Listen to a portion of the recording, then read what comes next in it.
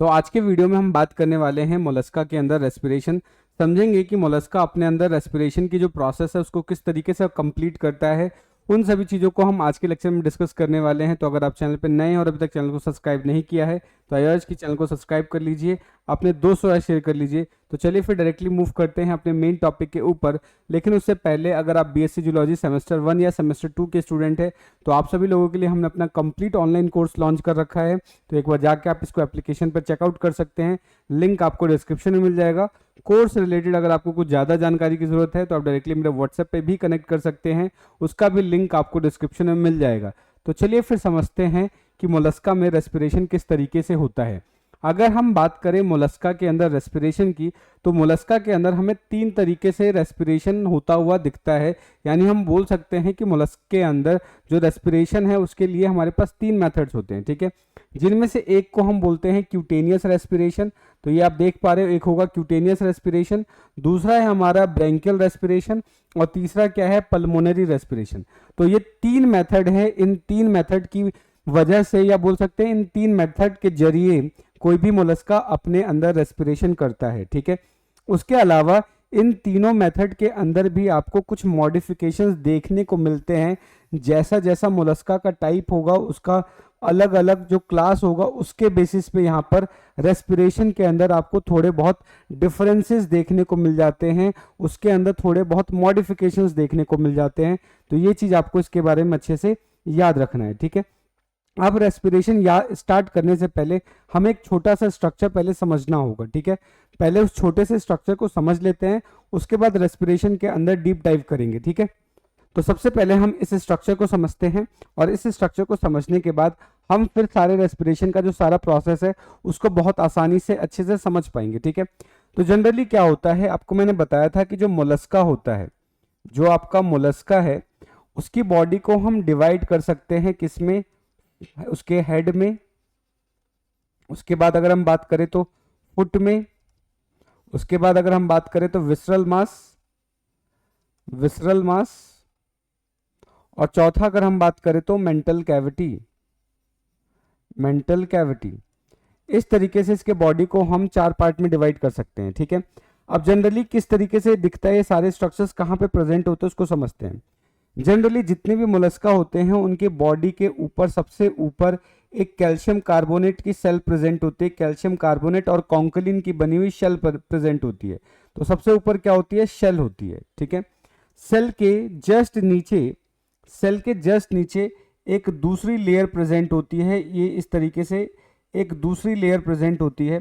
इन सारे लेयर्स को अगर आप अच्छे से समझ गए तो इसका मतलब है कि आपको ये जो रेस्पिरेशन का प्रोसेस है पूरे अच्छे से समझ में आ जाएगा। तो जस्ट क्या होगा, सेल के जस्ट नीचे एक दूसरी लेयर प्रेजेंट होती है और इस लेयर को हम बोलते हैं मेंटल। इस लेयर को क्या बोलते हैं, मेंटल पागल वाला नहीं है ये, ठीक है। तो जस्ट उसके नीचे एक लेयर प्रेजेंट होती है जिसको बोलते हैं मेंटल। अब ये मेंटल करता क्या है कि पूरे बॉडी के अंदर एक स्पेस क्रिएट कर देता है। अब ये स्पेस कैसे क्रिएट करेगा, तो इसको ऐसे समझिए कि मान लेते हैं कि ये पूरा सेल ने बॉडी को इस तरीके से पूरी तरीके से कवर कर लिया। तो ये ब्लैक वाला तो सेल हो गया, ठीक है। उसके जस्ट बाद ये जो नीचे रेड वाला पार्ट अभी हमने देखा, ये जो रेड वाला पार्ट है इसको हमने बोला मेंटल। तो इस तरीके से पूरे बॉडी में इस तरीके से मेंटल आ जाएगा। ये आ गया आपका मेंटल। तो ऊपर सेल हो गया, उसके जस्ट नीचे मेंटल आ गया और ये बीच में जो स्पेस खाली आप देख रहे हो, इस खाली स्पेस को हम बोलते हैं मेंटल कैविटी। इसको क्या बोलते हैं, इसको बोलेंगे मेंटल कैविटी। अब ये जो मेंटल कैविटी है, इस मेंटल कैविटी के अंदर ही पूरा का पूरा आपका मोलस्का प्रेजेंट होता है, या उसकी पूरी बॉडी इसके अंदर ही प्रेजेंट होती है, इस स्पेस के अंदर ही प्रेजेंट होती है, ठीक है। अब ये जब स्पेस है, इस स्पेस को हमने नाम दिया मेंटल कैविटी। अब थोड़ा सा और आगे डिस्कस कर लेते हैं। अब इस मेंटल कैविटी को डिवाइड कर दिया जाता है 2 पार्ट में, और डिवाइड करने के लिए मेंटल कैविटी में एक स्पेशल स्ट्रक्चर निकलता है। इस तरीके से एक स्पेशल स्ट्रक्चर निकलता है और इस स्ट्रक्चर को हम बोलते हैं एपिटीनिया। इसको क्या बोलेंगे, एपिटीनिया। और ये जो एपिटीनिया है, इस एपिटीनिया ने क्या किया, मेंटल कैविटी को 2 सैक के अंदर डिवाइड कर दिया। इस तरीके से आप देख रहे हो, एक सैक ये है और एक सैक ये है। तो ये वाला जो सैक है इसको हम बोलते हैं ब्रैंकियल सैक। इसको क्या बोलेंगे, इसको बोलेंगे ब्रैंकियल सैक। ठीक है। और ये जो दूसरा वाला जो सैक आप देख रहे हो, जो दूसरा स्पेस है, इसको बोलते हैं पल्मोनरी, इसको बोलेंगे पल्मोनरी सैक, ठीक है, इसको बोलेंगे पल्मोनरी सैक। तो इस तरीके से हमें इन स्ट्रक्चर्स को ध्यान में रखना है, बिकॉज इन्हीं स्ट्रक्चर्स के बेसिस पे हम पूरे रेस्पिरेशन को अच्छे से समझ पाएंगे, ठीक है। सो हमें क्या क्या याद रखना है कि मोलस्का क्या होता है। मोलस्का की बॉडी के ऊपर एक कैल्शियम और कार्बोनेट और कॉन्कलिन की बनी हुई शेल होती है। सेल के जस्ट नीचे एक लेयर प्रेजेंट होती है जिसको बोलते हैं मेंटल। मेंटल की वजह से बीच में खाली स्पेस बनता है जिसको बोलते हैं मेंटल कैविटी। मेंटल कैविटी को दो सेक्स में डिवाइड करता है एपिटीनिया, और जो इसमें से एक सेक होगा उसको ब्रैंकियल सेक बोलेंगे और दूसरे को बोलेंगे पल्मोनरी सेक, ठीक है। तो अब ये जो डायग्राम आप इस समय देख रहे हो, ये वाला जो डायग्राम आप ध्यान से देखो इस डायग्राम को, तो इस डायग्राम को आपको ध्यान से देखेंगे तो ये जो स्ट्रक्चर है, ये वाला स्ट्रक्चर, ये शेल है, ठीक है। सो मान लेते हैं कि ये पूरी तरीके से ये एक आपका मोलस्का है और इसके अंदर हमने क्या किया, सेल को इस तरीके से काट के ऊपर की तरफ ऐसे उठाया। तो जैसे ही इसको उठाएंगे तो ये वाला पार्ट ऊपर उठ के आ जाएगा और अंदर का ये स्ट्रक्चर दिख रहा है।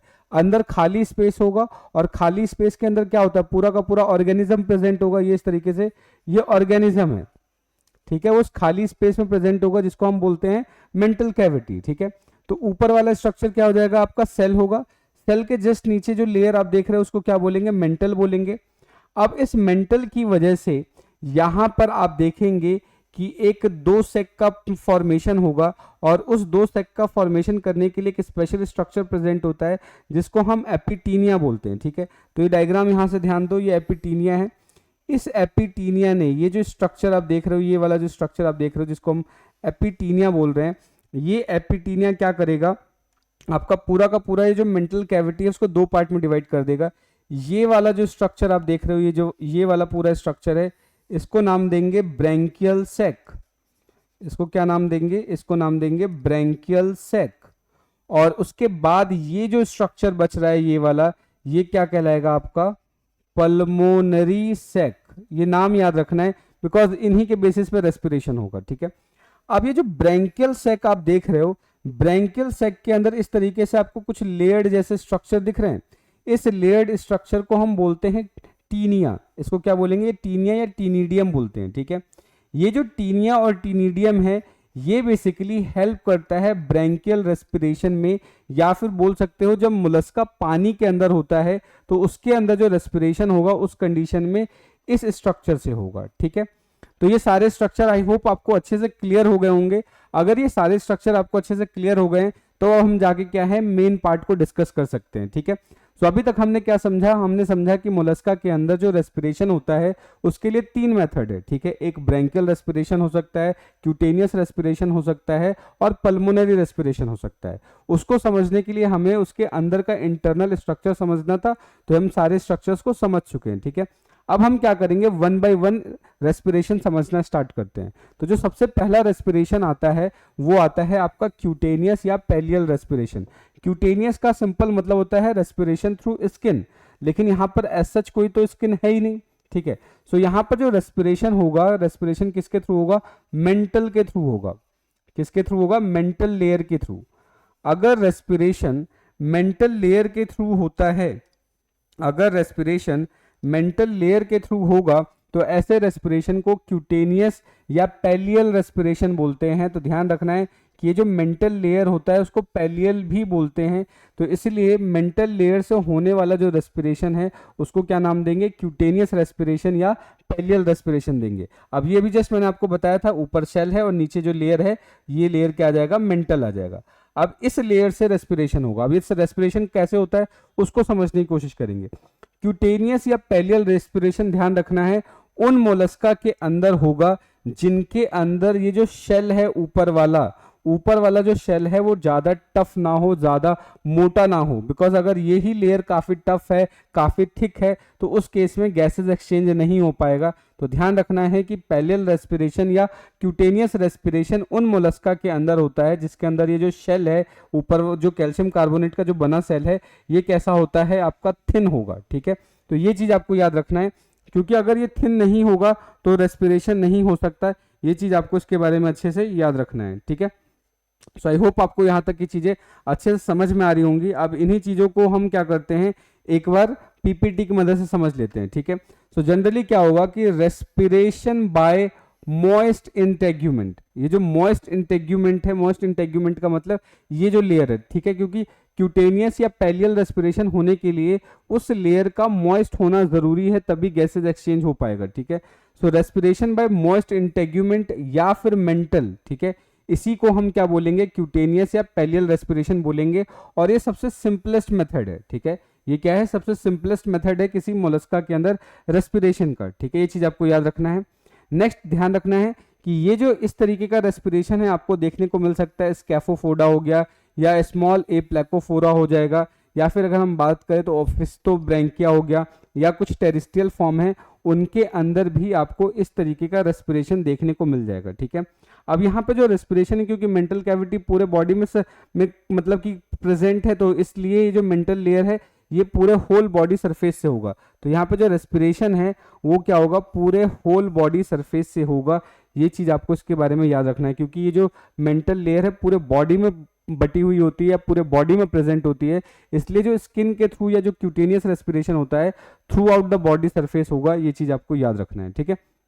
नेक्स्ट इंपॉर्टेंट चीज अभी क्या है कि इट मस्ट बी रेस्ट्रिक्टेड, यानी जो क्यूटेनियस रेस्पिरेशन है ये आपको वहां पर देखने को नहीं मिलेगा या रेस्ट्रिक्टेड होगा जहां पर जो बॉडी सरफेस है उसके ऊपर शेल की कवरिंग प्रेजेंट हो, या बोल सकते हैं जो बॉडी है उसके ऊपर एक थिक या बल्कि शेल स्ट्रक्चर प्रेजेंट होता है, तब उस केस में क्यूटेनियस रेस्पिरेशन नहीं हो पाएगा।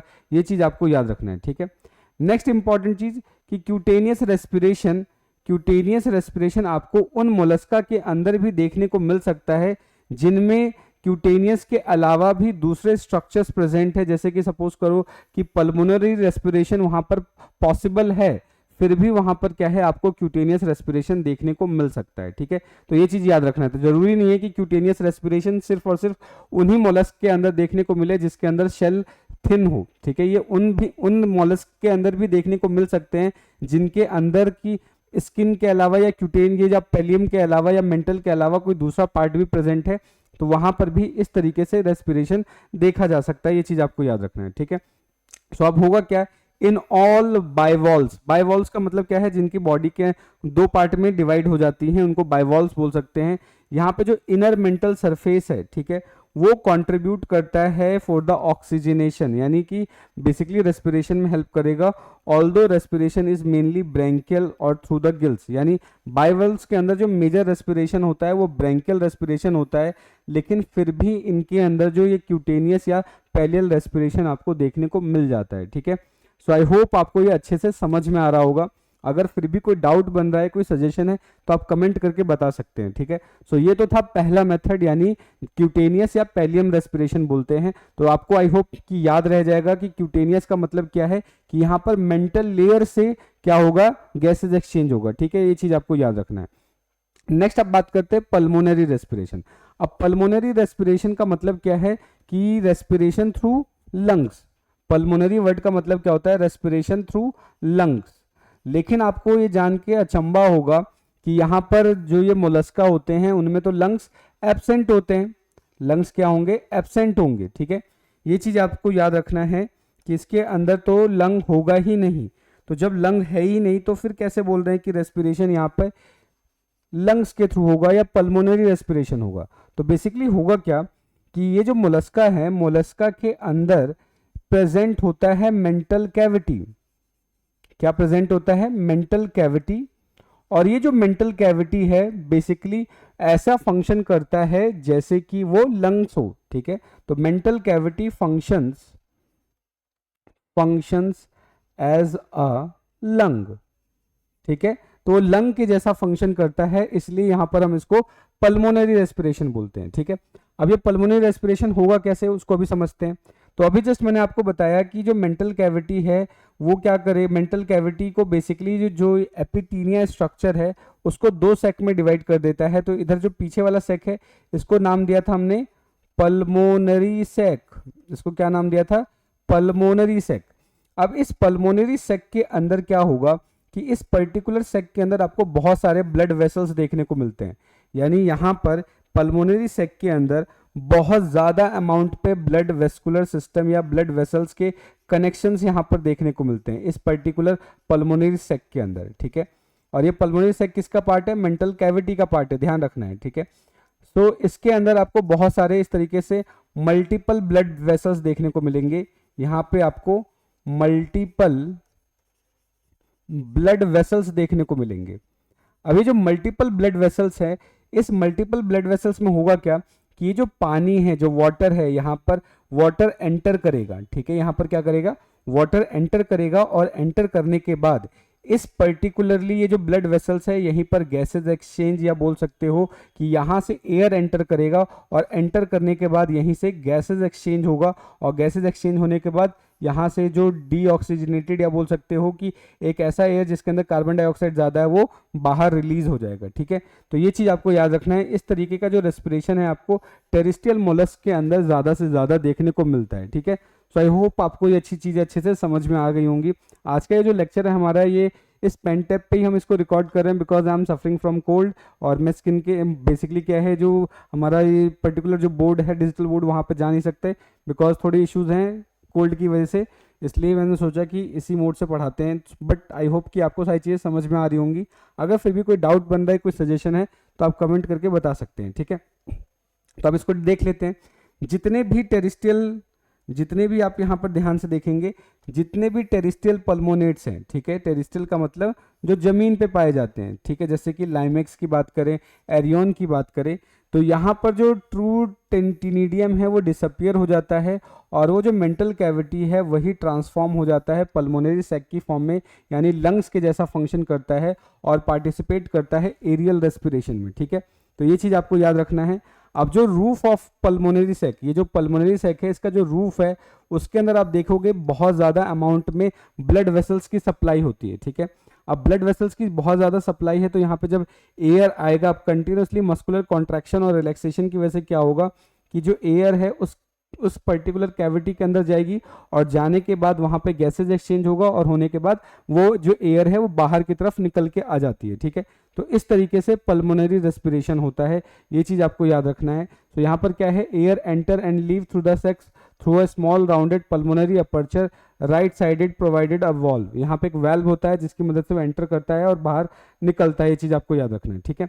अब यहाँ पर जो पार्शियल प्रेशर है ऑक्सीजन का, वो बेसिकली हेल्प करता है ऑक्सीजन के एब्जॉर्प्शन में, ये चीज़ आपको याद रखना है, ठीक है। सो ये जनरली अगर हम बात करें कि जो मेजॉरिटी ऑफ लोअर पल्मोनेट्स है, जैसे लिम्निया हो गया, प्लेनारोबिस हो गया, ये जो एम्फीबियस नेचर के होते हैं, ठीक है। यहाँ पर जो मेंटल कैविटी है वो दोनों की तरफ वर्क करता है, यानी ये एरियल रेस्पिरेशन और एक्वेटिक रेस्पिरेशन में दोनों में पार्टिसिपेट करेगा। ये चीज़ आपको इसके बारे में याद रखना है। ये जो पूरा का पूरा टॉपिक है बेसिकली बोला जाए तो सिर्फ रटने वाला टॉपिक है, समझने वाली कुछ चीज़ें हैं जिनको हम समझ रहे हैं। प्रोसेस में आपको समझा रहा हूँ, कुछ एग्जांपल्स हैं जो आपको रटने पड़ेंगे, तो एक बार आप रट सकते हो, ज़्यादा टफ नहीं है, एक या दो बार पढ़ोगे तो आसानी से इसको याद कर सकते हो, ठीक है। नेक्स्ट अगर हम बात करें तो कुछ यहाँ पर अगर हम बात करें कि जो एम्फीबियस प्रोसोबैंकिया है, जैसे कि पाइला हो गया, एम्पुलाना हो गया, इनके अंदर क्या होगा कि जो मेंटल कैविटी है उसको डिवाइड करने के लिए या इनके अंदर इनकम्प्लीट सेप्टम प्रेजेंट होता है जिसको हम एपिटीनिया बोलते हैं। और अभी जस्ट बताया ही था कि जो एपिटीनिया है वो मेंटल कैविटी को दो पार्ट में डिवाइड कर देता है, एक कौन सा हो जाएगा, ब्रैंकियल सैक, और दूसरा पल्मोनरी सैक हो जाता है, ठीक है। तो ये चीज़ आपको इसके बारे में अच्छे से याद रखना है। एंड लास्ट जो थर्ड मेथड है उसको हम बोलते हैं ब्रैंकियल या टीनिडियल रेस्पिरेशन। ये जो ब्रैंकियल और टीनिडियल रेस्पिरेशन है इसको मैंने ऑलरेडी जो दूसरी मेरी वीडियो है रेस्पिरेशन इन पाइला, उसके अंदर बहुत ज़्यादा डिटेल में इसको समझा रखा है, तो एक बार जाके आप उस वीडियो को ज़रूर देख लीजिए। उसके अंदर ये जो प्रोसेस है मैंने बहुत अच्छे से समझा रखा है, तो इसको मैं क्या कर रहा हूँ, सिर्फ थोड़ा थोड़ा ऊपर ऊपर समझा देता हूँ और उसके बाद क्या है, इसको डिटेल समझना है तो आप वो वाली वीडियो जाके देख सकते हैं। तो इसमें हम ज़्यादा टाइम खर्च नहीं करेंगे, ठीक है। तो इसमें होता क्या है इसको समझते हैं। ये जो आपका ब्रैंकियल सैक है, ये जो ब्रैंकियल रेस्पिरेशन है, उसके अंदर होगा क्या कि ये जो अभी हमने देखा कि जो मेंटल कैविटी है एपिटीनिया ने उसको दो सैक में डिवाइड कर दिया, तो ये जो इधर वाला सैक था, ये जो इधर वाला आपका ये वाला जो सैक है, इस सैक को हम नाम देते हैं ब्रैंकियल सैक। ब्रैंकियल सैक होगा। इस ब्रैंकियल सैक के अंदर इस तरीके से वेवी स्ट्रक्चर्स आपको देखने को मिल रहा है जिसको टीनिडियम बोलते हैं, ठीक है। अब इस टीनिडियम के थ्रू रेस्पिरेशन कैसे होता है उसको समझा देता हूँ। यहाँ पर अगर हम बात करें लेफ्ट हैंड साइड में, यहाँ पर एक ट्यूब जैसी ओपनिंग होती है और इस ट्यूब जैसी ओपनिंग को हम बोलते हैं लेफ्ट सुडोपीपोडियम। ठीक है, इसको क्या बोलेंगे? लेफ्ट सुडोपीपोडियम। इस लेफ्ट सुडोपीपोडियम से वाटर एंटर करता है। ठीक है, इस लेफ्ट सुडोपीपोडियम से वाटर एंटर करेगा। ध्यान रखना है, यहाँ पे जो वाटर एंटर करेगा वो ऑक्सीजनेटेड वाटर होगा। ये वाटर एंटर करने के बाद ये कहाँ पे जाता है? आपके लेफ्ट सुडोपीपोडियम के पास आता है और यहीं पे जो ब्रैंकियल सैक है इसके अंदर आप देखेंगे बहुत सारे टीनिडियम प्रेजेंट होते हैं। और ये टीनिडियम बेसिकली क्या होता है, अभी इसका डायग्राम हम आगे देखेंगे। टीनिडियम बेसिकली कुछ इस तरीके से ट्रायंगुलर स्ट्रक्चर्स प्रेजेंट होता है, इस तरीके का ट्रायंगुलर स्ट्रक्चर होता है। ठीक है, तो इस टीनिडियम के ऊपर क्या होगा? पानी आएगा। इस टीनिडियम के ऊपर पानी आएगा और यहाँ पर क्या होगा कि डीऑक्सीजनेटेड ब्लड आने के लिए यहाँ पर एफरेंट आर्टेरियोल होता है और इधर की तरफ प्योर ब्लड को ले जाने के लिए इफरेंट आर्टेरियोल होता है। तो यहाँ से क्या होगा कि जैसे ही डीऑक्सीजनेटेड ब्लड जाएगा वहाँ पर ये जो वाटर है, वाटर के थ्रू यहाँ पे गैसेज एक्सचेंज हो जाएगा। गैसेज एक्सचेंज होने के बाद क्या है, ब्लड के अंदर जो CO2 है उसको पानी में डाल दिया जाएगा, पानी के अंदर जो ऑक्सीजन है उसको ब्लड के अंदर पोर कर दिया जाएगा और फाइनली जो ब्लड है इफरेंट आर्टेरियोल के थ्रू दोबारा सप्लाई कर दिया जाएगा। ठीक है, तो इस तरीके से इसके अंदर पूरा का पूरा आपका रेस्पिरेशन होता है। ठीक है, तो ये जो पूरा का पूरा लेक्चर है, एक बार जाके आप रेस्पिरेशन इन पाइला वाला मेरा वीडियो जरूर देख लीजिए, उसके अंदर मैंने बहुत डिटेल में पढ़ा रखा है इसको, तो हम इस पर ज़्यादा टाइम वेस्ट नहीं करेंगे, बस आपको एक बार डायग्राम दिखा दे रहा हूँ। तो ये जो अभी हमने ब्रैंकियल सैक देखा था, ब्रैंकियल सैक के अंदर इस तरीके से आपका कॉम लाइक स्ट्रक्चर प्रेजेंट होता है। ये जो कॉम लाइक स्ट्रक्चर है इसी को हम क्या बोल रहे हैं? टीनिडियम बोल रहे हैं। इसी को क्या बोल रहे हैं? टीनिडियम बोल रहे हैं। अब ये जो टीनिडियम है इसका ये जो पीछे वाला जो स्ट्रक्चर है जिसको एक्सिस बोलते हैं या टीनिडियल एक्सिस बोलते हैं, ये टीनिडियल एक्सिस ब्रैंकियल सैक से जुड़ा हुआ होता है। ये ब्रैंकियल सैक से जुड़ा होगा और इस तरीके से इसके अंदर ये जो कॉम जैसा पैटर्न देख रहे हो ये इसका क्या होता है? लैमिला होता है। इसको टीनिडियल लैमिला बोलते हैं। अगर एक टीनिडियल लैमिला को हम खोल के देखें, बड़ा करके देखें, तो कुछ इस तरीके का स्ट्रक्चर देखने को मिलेगा। दो टीनिडियल लैमिला के बीच में एक स्पेस आपको देखने को मिलता है, इसको हम इंटरटीनिडियल लैमिला या बोल सकते हो इंटरटीनिडियल स्पेस बोलते हैं। ये चीज आपको याद रखना है। तो होगा क्या कि पानी इनके बीच में प्रेजेंट होगा। ठीक है, और यहाँ पर इस तरीके से फिलामेंट्स या आप बोल सकते हैं सीलिया जैसे स्ट्रक्चर प्रेजेंट होता है। तो ये जो चैम्बर आप देख रहे हो, ये होल, यहाँ पे इसको एफरेंट ब्लड वेसल्स बोलते हैं। तो यहाँ से डीऑक्सीजनेटेड ब्लड जाएगा आगे की तरफ। जैसे ही डीऑक्सीजनेटेड ब्लड आगे की तरफ जाएगा और इसके ऊपर क्या होगा? पानी प्रेजेंट होगा, जो ऑलरेडी कहाँ से आता है? आपके इस पर्टिकुलर स्ट्रक्चर से आता है, लेफ्ट सुडोपीपोडियम से। तो यहाँ से जो पानी है ऊपर की तरफ जाके इस पर्टिकुलर जो टीनिया है, टीनिडियम है, उसके लैमिला के ऊपर पानी प्रेजेंट होगा। तो ये जो पानी इसके ऊपर प्रेजेंट होगा तो पानी क्या होता है? टीनिडिया को थोड़ा और बड़ा करके देखेंगे तो इस तरीके से बड़ा बड़ा स्ट्रक्चर देखने को मिलता है।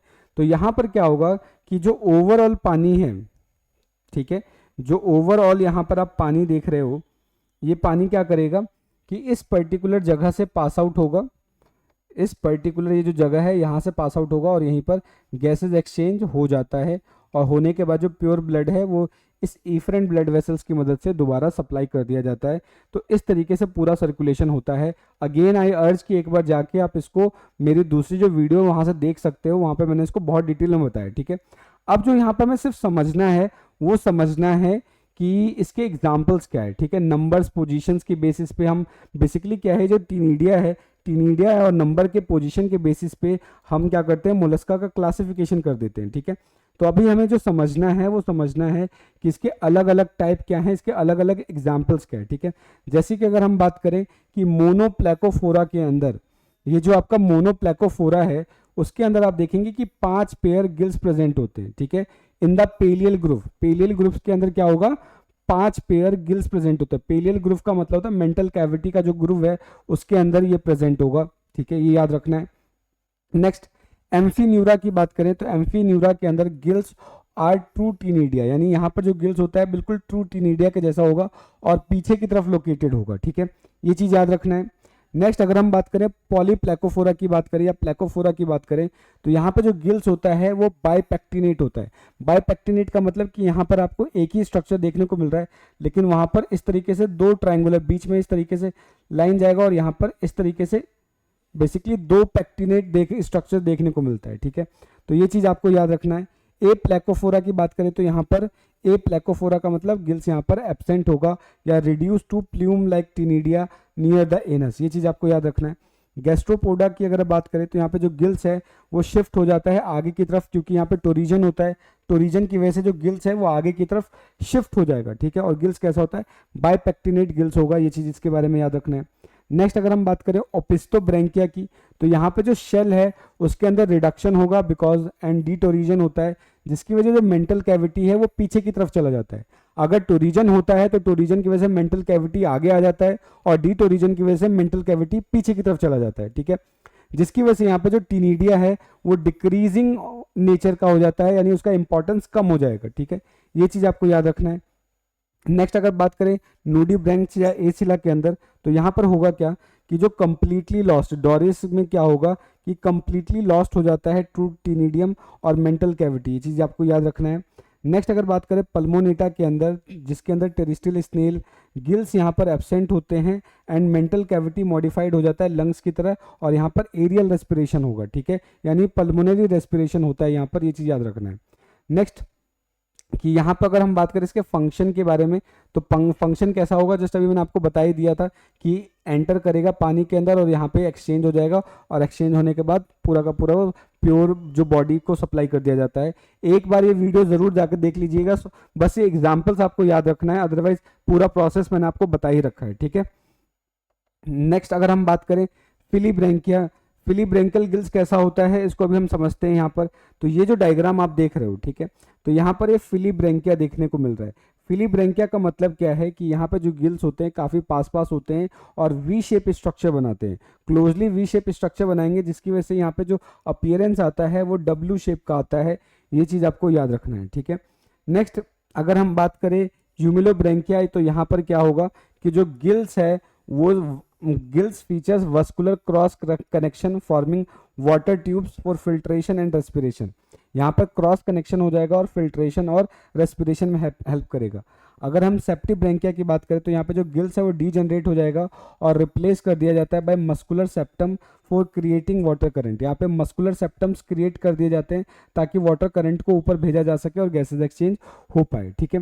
बस थोड़े एग्जाम्पल्स याद रखने हैं, अदरवाइज तीनों प्रोसेस भी अगर आप लिख के आ जाओगे, एक दो एग्जाम्पल भी लिख दोगे तो बहुत अच्छे से आपको मार्क्स मिल जाएंगे, ठीक है। नेक्स्ट अब बात करेंगे relation between branchia and auricles, यानी कि ब्रैंकिया और ऑरिकल्स के बीच में क्या रिलेशन होता है उसको समझते हैं।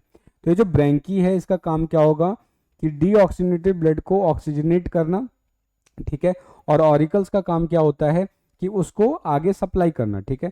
सो जो ब्लड है उसका प्यूरिफिकेशन गिल करता है और ये हार्ट तक रीच करता है किसके थ्रू, ऑरिकल्स के थ्रू, ठीक है, इससे याद रखना है। सो दैट हम बोल सकते हैं कि दोनों स्ट्रक्चरल क्लोज रिलेशन में होते हैं, ये चीज़ आपको याद रखना है, ठीक है। नेक्स्ट जो याद रखना है कि जो नॉटिलस होता है उसके पास 4 गिल्स होता है, जिसमें से 2 राइट और 2 लेफ्ट ऑरिकल से कॉरस्पॉन्ड करते हैं या उसके साथ कनेक्ट में रहते हैं, ये चीज़ आपको इसके बारे में याद रखना है। और ये बाकी सारी चीज़ ऐसे उतनी काम की नहीं है, बस थोड़ा थोड़ा याद रख लोगे काफ़ी हो जाएगा, ठीक है। ये इंपॉर्टेंट स्ट्रक्चर है सेकेंडरी या अडेप्टिव गिल। सेकेंडरी या अडेप्टिव गिल्स की बात करें तो इसका मतलब क्या होता है, बहुत सारे ऐसे मोलस्क है जिसके अंदर जो मेन स्ट्रक्चर्स होते हैं वो डीजनरेट हो जाते हैं या बोल सकते हैं वो एब्सेंट होते हैं, फंक्शनल नहीं होते, तो उनकी कमी को पूरा करने के लिए उनकी बॉडी के अंदर कुछ अलग स्ट्रक्चर्स डेवलप हो जाते हैं जो रेस्पिरेशन में पार्टिसिपेट करते हैं। यानी मेन स्ट्रक्चर गायब है, मेन स्ट्रक्चर एब्सेंट हो गया है, तो उसकी कमी को पूरा करने के लिए कुछ स्ट्रक्चर्स मॉडिफाइड हो जाते हैं गिल्स के तौर पे और वो रेस्पिरेशन का प्रोसेस पूरा करते हैं। ऐसे मॉडिफाइड स्ट्रक्चर्स को हम क्या बोलते हैं, एडेप्टिव गिल्स बोलते हैं, ठीक है। तो इसी चीज़ को मैंने लिखा है कि जितने भी सर्टन मोलस्क होते हैं जैसे उसके अंदर क्या होगा, ट्रू टीनिडियम एब्सेंट हो जाएगा और जो दूसरे स्ट्रक्चर्स हैं वो अपने आप को डेवलप कर लेते हैं सेकेंडरी गिल्स की फॉर्म में, जिसको हम एडेप्टिव गिल्स भी बोलते हैं, ठीक है। जिसमें से अगर हम बात करें तो एक एग्जांपल आ जाएगा एनल गिल्स, ठीक है। ये आपको डोरेडिए या डोरिस के अंदर देखने को मिलेगा, तो पीछे की तरफ यहाँ पे स्ट्रक्चर प्रेजेंट होगा रोस्टी स्ट्रक्चर्स में, और ये स्ट्रक्चर बेसिकली हेल्प करता है एज अ सेकेंडरी गिल्स के तौर पे। और ये कहाँ पे प्रेजेंट होगा, surrounded by the anus and the posterior end of the body, तो पीछे की तरफ प्रेजेंट होता है और यही रेस्पिरेशन में पार्टिसिपेट करेगा, ये चीज़ आपको याद रखना है, ठीक है। नेक्स्ट बात करते हैं सेरेटा। सिरेटा की बात करें तो ये इस तरीके से आप देख रहे हो ट्यूबुलर स्ट्रक्चर्स देखने को मिल रहे हैं, इसी को हम क्या बोलते हैं, सिरेटा बोलते हैं, ठीक है। सो यहाँ पर क्या होगा कि जो secondary pinnately branched secondary gills यानी इस तरीके से लीफी अरेंजमेंट होता है जिसको हम क्या बोलते हैं, सिरेटा बोलते हैं, ठीक है। और ये कहाँ पर प्रेजेंट होगा, डॉर्सल सरफेस पे प्रेजेंट होगा और ये हाईली रिचली वेस्कुलर होगा, यानी यहाँ पे वेस्कुलर टिश्यूज या बोल सकते हैं ब्लड वेसल्स के बहुत ज़्यादा कनेक्शंस होते हैं, जिसकी वजह से ये आसानी से क्या है, गैसेज एक्सचेंज में पार्टिसिपेट कर लेता है। ये चीज़ आपको याद रखना है, ठीक है। नेक्स्ट अगर बात करते हैं पेलियल गिल्स, पेलियल गिल्स कहाँ प्रेजेंट होगा, तो जो आपका पेलियल चैम्बर है, ठीक है, यानी मेंटल कैविटी है, उसके अंदर कुछ इस तरीके के स्ट्रक्चर्स प्रेजेंट होते हैं। इन स्ट्रक्चर्स को हम क्या बोलते हैं, पेलियल गिल्स बोलते हैं। और ये भी क्या करेंगे, बेसिकली गैसेज एक्सचेंज में ये भी पार्टिसिपेट करते हैं, ठीक है। सो ये चीज़ आपको याद रखना है। तो इसी के साथ हमारा आज का जो लेक्चर है वो यहीं पे समाप्त होता है। होप आपको सारी चीज़ें अच्छे से समझ में आ गई होंगी। अगर फिर भी कोई डाउट बन रहा है, कोई सजेशन है, तो आप कमेंट करके बता सकते हैं। मिलते हैं नेक्स्ट वीडियो में, तब तक के लिए जय हिंद दोस्तों, थैंक यू।